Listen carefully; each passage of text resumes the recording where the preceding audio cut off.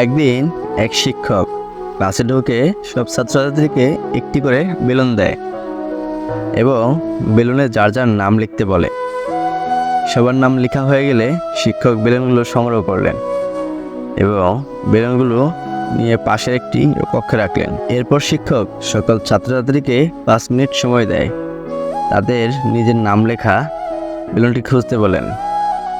যে নিজের নামের বেলুন খুঁজে পাবে তাকে পুরস্কার দেওয়া হবে। তাই সবাই তাড়াতাড়ি করে ওই কক্ষে ঢুকলো, তাড়াতাড়ি করে খুঁজতে লাগলো এবং সবাই চিৎকার শুরু করলো এবং হই হুল্লোড় শুরু করলো।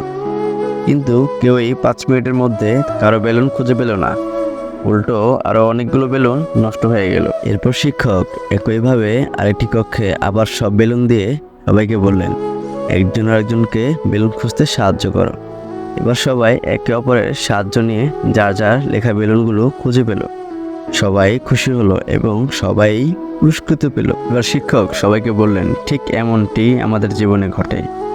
সবাই পাগল হয়ে নিজের জন্য চারদিকে সুখ খুঁজে বেড়ায়, কিন্তু কেউই জানে না সুখ কোথায়। আসলে একজনের সুখ অন্যজনের সুখের মধ্যে রয়েছে। তোমরা অন্যকে সুখী করো, তাহলে নিজেরা সুখটা পেয়ে যাবে। সুতরাং অন্যকে সুখী করার চেষ্টা করলে নিজের সুখটা পাওয়া যায়।